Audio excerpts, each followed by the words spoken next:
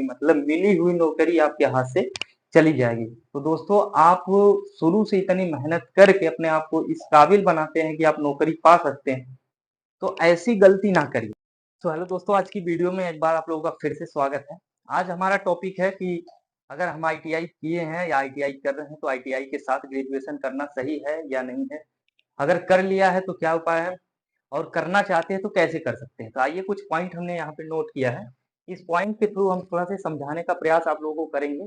देखते हैं कहाँ तक चीजें आप लोगों को समझ में आती है। तो चलिए, सबसे पहला हमारा पॉइंट है कि आईटीआई के साथ में ग्रेजुएशन कर सकते हैं या नहीं कर सकते हैं। तो मेरा सबसे पहला यही पॉइंट रहेगा कि नो, आप आईटीआई के साथ में ग्रेजुएशन बिल्कुल नहीं कर सकते। क्यों नहीं कर सकते, मैं आप लोगों को आगे बता रहा हूँ। दूसरा पॉइंट है, कर लिया है तो क्या हुआ। कर लिए हैं आप तो कुल मिला के आपका ही नुकसान है, और बहुत बड़ा नुकसान है दोस्तों। थोड़ी सी चालाकी के चक्कर में आपकी पूरी लाइफ बेकार हो सकती है। इसलिए वीडियो को लास्ट तक देखिए, आपको पूरा क्लियर तरीके से मैं समझा दूंगा क्या सही है क्या गलत है। आपको आईटीआई के साथ में ग्रेजुएशन करना चाहिए या नहीं करना चाहिए, आप खुद क्लियर कर लेंगे खुद से। तो चलिए, अभी तीसरा पॉइंट हम लोगों का आ जाता है कि क्यों नहीं करना चाहिए।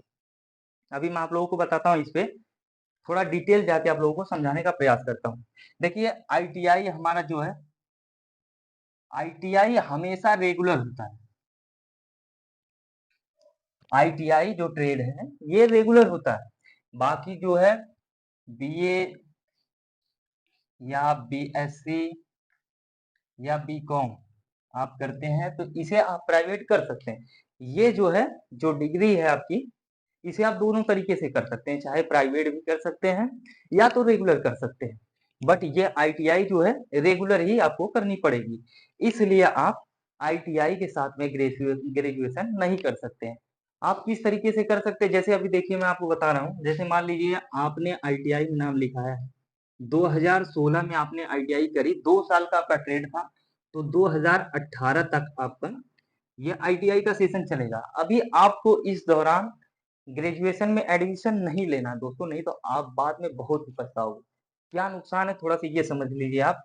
जैसे मान लीजिए अभी आप जो है आईटीआई के साथ में ग्रेजुएशन कर लेते हैं, कोई दिक्कत नहीं होगी। आप उस डेट पे उसका एग्जाम नहीं होगा, बीए वगैरह का जो भी आप कर रहे हैं तो आप कर सकते हैं। बट जैसे आप मान लीजिए कभी कहीं पे भी आपको जॉब लगती है तो उसके दो नुकसान। सबके भाई दुश्मन इधर उधर रहते ही है। तो जैसे मान लीजिए आपकी अगर ज्वाइनिंग हो रही है, वो कहीं से भी कंप्लेन कर देता है कि ये लड़का आईटीआई के साथ में ग्रेजुएशन किया था, तो आपकी पूरी की पूरी मेहनत बेकार हो जाएगी, मतलब मिली हुई नौकरी आपके हाथ से चली जाएगी। तो दोस्तों आप शुरू से इतनी मेहनत करके अपने आप को इस काबिल बनाते हैं कि आप नौकरी पा सकते हैं, तो ऐसी गलती ना करिए। जैसे अभी आप बीए किस तरीके से कर सकते हैं, जैसे 2016 से 18 तक आपने आईटीआई करी, तो या तो 2016 से पहले आप जो भी आपका ग्रेजुएशन है उसे कंप्लीट कर लीजिए, या तो 2018 के बाद आप करिए। अगर आप करना भी चाहते हैं दोनों साथ में, तो मैं आप लोगों को बताऊंगा कि आप किस तरीके से कर सकते हैं। बट वीडियो में लास्ट तक बने रहिए। तो अभी ये क्लियर हो गया दोस्तों, मेरे कहने पे मेरी बात मानिए आप लोग। तो आईटीआई के साथ में ग्रेजुएशन बिल्कुल मत करिएगा। अगर करना है तो जिस तरीके से मैं बता रहा हूँ उसी तरीके से करिएगा। हमारा 3 पॉइंट क्लियर हो गया है यहाँ पे। अब है चौथा, भी मैंने क्लियर ही कर दिया कि आईटीआई और ग्रेजुएशन साथ में कैसे करें। चलिए इस पे डिटेल चर्चा करते हैं। जैसे मैंने अभी आपको बताया कि आईटीआई रेगुलर होती है, और जो भी आप ग्रेजुएशन करते हैं वो प्राइवेट हो सकता है।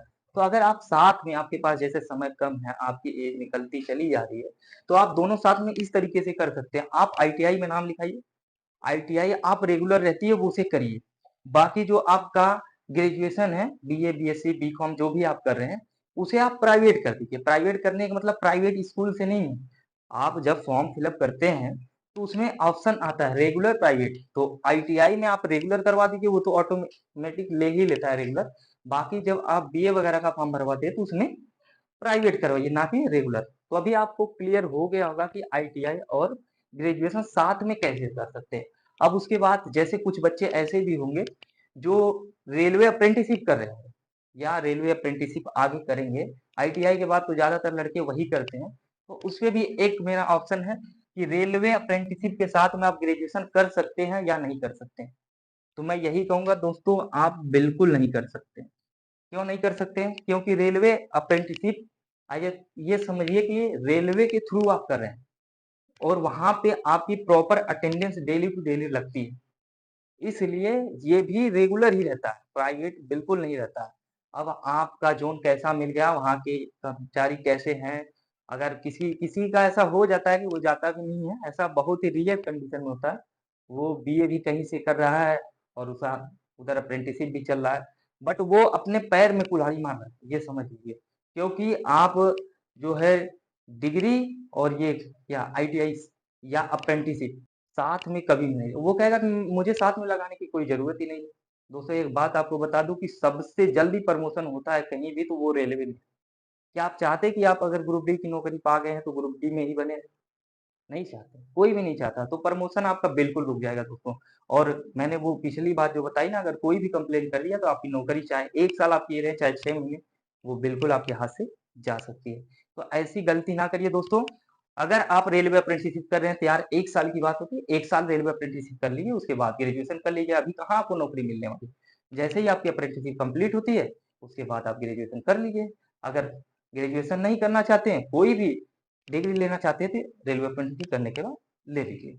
तो आई होप कि मैंने जितने टॉपिक लिखे थे यहाँ पे, आपको अच्छे तरीके से एक्सप्लेन करके समझा पाया होगा।